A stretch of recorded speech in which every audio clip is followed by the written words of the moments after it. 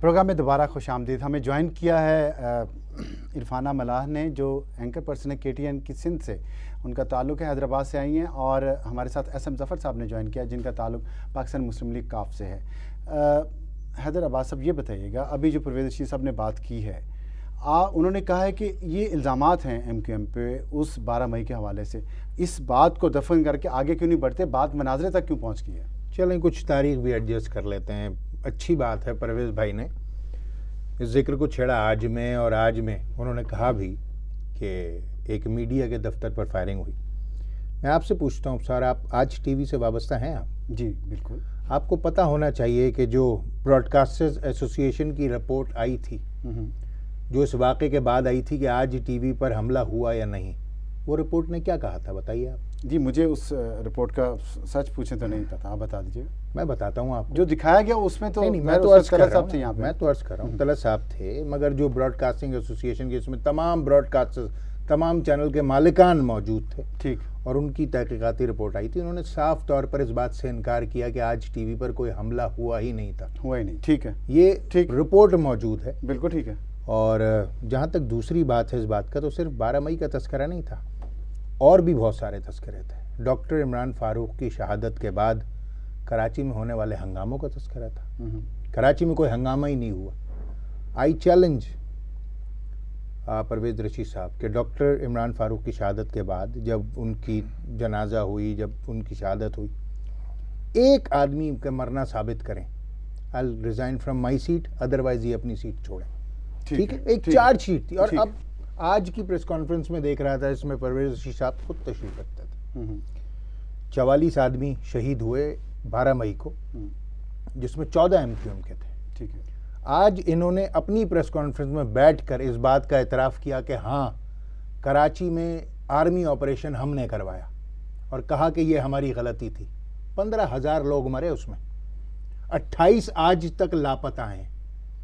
اس کی تحقیقات کی کبھی بات نہیں. لیکن مجھے اس بات کی سمجھ نہیں آ رہی, یہ آپ کی لڑائی کیسے شروع ہوگی؟ آپ نے تو استعفے بھجوائے ہیں آج وزیر اعظم کو. دیکھیے بات یہ ہے کہ کولیشن پارٹنرز ہیں. نہیں تو سندھ میں تو نہیں آپ نے چھوڑی حکومت. نہیں, سن تو لیجئے, میری بات سمجھے نہیں آپ. حکومت میں کولیشن پارٹنرز ہیں پاکستان پیپلز پارٹی, ٹھیک, اور PMLN, ٹھیک, اور شاید یہ کسی کی پراکسی وار لڑ رہے ہیں 60% پاکستان پر. آپ کہہ رہے ہیں یہ پاکستان پیپلز پارٹی کی پراکسی وار لڑ رہے ہیں. یہ ان کا جو, میں آپ کو بتاتا ہوں کہ جو ذوالفقار مرزا صاحب کی تقریر ہے 6 محرم کی, اور جو میاں نواز شریف صاحب کے الفاظ ہیں مظفر آباد میں, آپ وہ میچ کر لیں. یہ میں ان سے اس کا سوال کا جواب لوں گا, لیکن وجہ کیا ہو سکتی ہے آپ کے خیال میں اس پراکسی؟ کولیشن پارٹنرز ہیں بھائی. نہیں, لیکن آپ کے پنجاب میں ہیں, آپ کے خلاف 60% پاکستان پر کولیشن پارٹنرز ہیں. ظاہر ہے مشترکہ مفادات ہیں. ٹھیک ہے, ٹھیک. تو آپ نے, لیکن جب آپ کو یہ سازش سمجھ آ گئی ہے تو سندھ میں کیوں آپ نے استعفے نہیں دیے؟ ہم پاکستان میں جمہوری پروسیس کو, ڈیموکریٹک ڈسپنسیشن کو ڈیریل نہیں کرنا چاہتے. لیکن وفاق ہم چاہتے ہیں کہ پاکستان پیپلز پارٹی کی حکومت اپنے 5 برس پورے کرے, اس وجہ سے. ٹھیک. عرفانہ آپ کے سامنے ہے سندھ کی سچویشن. ظاہر ہے MQM کے بغیر سندھ کی حکومت کوئی ابھی تک تو نہیں بنی ابھی, لیکن آپ کے خیال میں اگر سندھ کی حکومت سے MQM علیحدگی کا فیصلہ کرتی ہے تو وہاں حکومت میں یا ویسے سیاسی سطح پر کوئی ہلچل پیدا ہوگی؟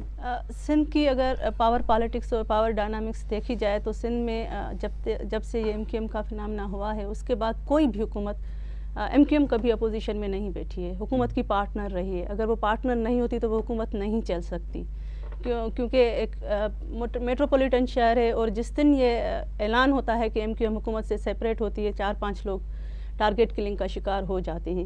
تو ایک شہر کے امن و امان کی ہر وقت جو ایک سلیب کے اوپر رہتا ہے, تو وہ جو فیئر ہوتا ہے, تو میرے خیال میں کوئی بھی سینسیبل گورنمنٹ, کوئی بھی پیپلز پارٹی ہو, نون لیگ ہو, اگر سندھ میں وہ گورنمنٹ چلانا چاہ رہے ہیں تو MQM کو ساتھ لے کے چلنا پڑے گا. اچھا, بیٹشیا میں جو یہاں پر اختلاف کا حق محفوظ رکھتا ہوں اور جواب دینا چاہتا ہوں. بالکل آپ کیجیے گا. میں بیٹشیا میں جو جلسہ ہوا ہے, کیا اس کی وجہ سے پاکستان پیپلز پارٹی کوئی ہیٹ محسوس کر رہی ہے؟ جو انہوں نے ایک ذکر کیا کہ پاکستان مسلم لیگ نون شاید استعمال ہو رہی ہے, جو لاجیکل لگتی ہے بات. کیا بھٹشا کے جلسے کے بعد پاکستان پیپلز پارٹی نے فیصلہ کیا کہ MQM کی طرف تھوڑا سا سختی کرنی چاہیے؟ اگر یہ دیکھا جائے کہ ذوالفقار مرزا کا جو بیان آیا ہے یہ بھٹشا کے جلسے سے پہلے کا آیا ہے, اور پیپلز پارٹی کا جو پاور بیس سندھ میں ہے وہ اس وقت ابھی تک اتنا مضبوط ہے کہ ایم کیو ایم کے ایک جلسے سے وہ ہلنے والا نہیں ہے. لیکن جلسہ تو بہت بڑا تھا. اور پھر بھٹ شاہ جو ہے ایک صوفی ہیں اور ان کا ایک روحانی صوفی ہے، لیکن وہ ایک پاور پہ. سینٹر نہیں ہے بھٹ شاہ سندھ کا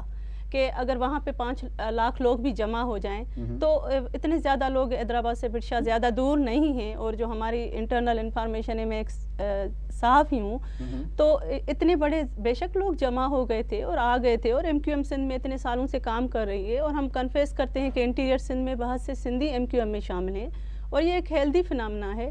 لیکن ابھی تک انٹیریئر سندھ میں ایم کیو ایم اس پوزیشن میں نہیں ہے، انٹیریئر سندھ میں ایم کیو ایم اس پوزیشن میں نہیں ہے کہ پیپلز پارٹی کے پاور بیس کو ہلا بھی سکے. ٹھیک، میں جواب دینا چاہوں گا. یہ میں آپ اگر میں صرف ایس ایم ظفر صاحب سے ایک سوال پوچھنے کی اجازت دیں تو آپ ایس ایم ظفر صاحب یہ بتائیے گا کہ یہ جو آپ دیکھ رہے ہیں اس وقت ایک پولیٹیکل کھیل شروع ہو چکا ہے. بعض لوگوں کا خیال ہے کہ 2011 میں الیکشن ہو جائیں گے. آپ کے خیال میں یہ بات ٹھیک ہے؟ اور یہ جو حیدرآباد صاحب نے بات کی ہے کہ پراکسی وار مسلم لیگ نون نے شروع کر دی ہے، یہ لگتا ہے آپ کو لاجیکل؟ سر ہر قسم کے الزامات لاجیکل ہو گئے ہیں اب، کیونکہ الزامات کی اتنی بے شمار الزامات آ چکے ہیں کہ کس کے اوپر آدمی توجہ دے. ایک کھچڑی سی پکی ہے اور وہ بھی بڑی بدمزہ کھچڑی. ٹھیک، سیاست میں یہ صورتحال ہے. یہ ابھی میں سن رہا تھا کہ مناظرے تک کی بات پہنچ رہی ہے. جی بالکل. بغداد کا وہ زمانہ یاد آ رہا ہے جب مناظرے ہو رہے تھے اور اور بغداد کی تباہی کا ساز و سامان تیار کیا جا رہا تھا اور تتاریوں نے حملہ کر دیا تھا. نہ معلوم یہاں پہ ڈرون حملے شاید اسی وجہ سے زیادہ بڑھ رہے ہیں کہ ہمارے یہ مناظروں تک نوبت پہنچ گئی ہے. ٹھیک. لیکن یہ آپ کہہ رہے کہ یہ ہو کیا رہا ہے؟ ایسا معلوم ہوتا ہے کہ انتخابات تو آنے والے ہیں، یا وقت پہ آئیں گے یا تھوڑے پہلے آ جائیں گے. انتخابات سے پہلے تمام سیاسی جماعتیں جو کولیشن میں تھیں وہ اس نتیجے پہ شاید پہنچ گئی ہیں کہ حکومت ناکام رہی ہے، اور حکومت کی ناکامی ان کا بھی حصہ بن جاتی ہے کولیشن میں رہنے کی وجہ سے. ٹھیک.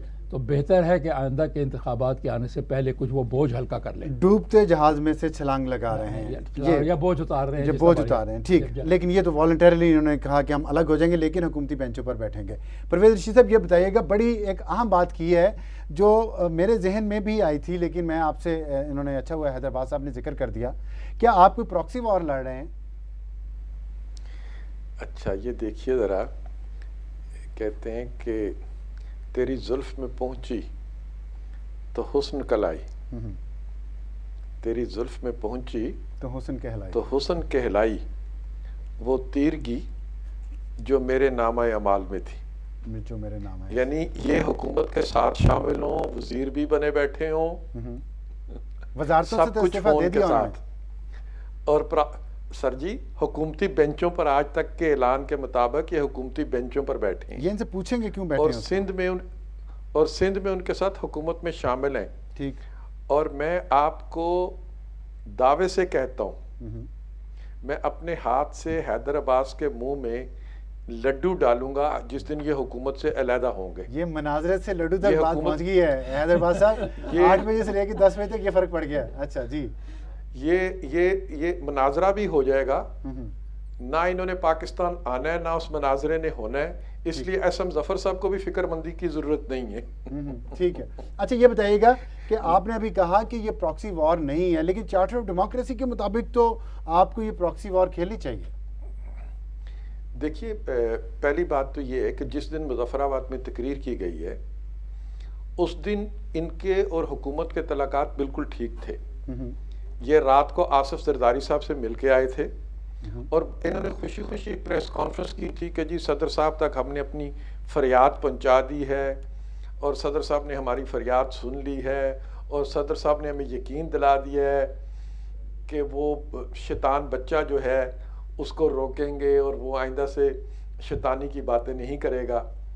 تو یہ بات کی ڈیولپمنٹ ہے، ان کا استعفیٰ جو ہے وہ کل کی ڈیولپمنٹ ہے. ٹھیک ہے. اس لیے یہ کہنا کہ ہم جو کچھ کر رہے تھے اس کا تعلق کسی اور چیز سے تھا وہ حقیقت سے ایک دم علیحدہ بات. ٹھیک ہے. پرویز رشید صاحب ان سے پوچھتے ہیں، ابھی وقت ہوا ایک بریک کا، ہمارے ساتھ رہیے گا. بریک کے بعد دوبارہ یہیں سے بات شروع کریں گے.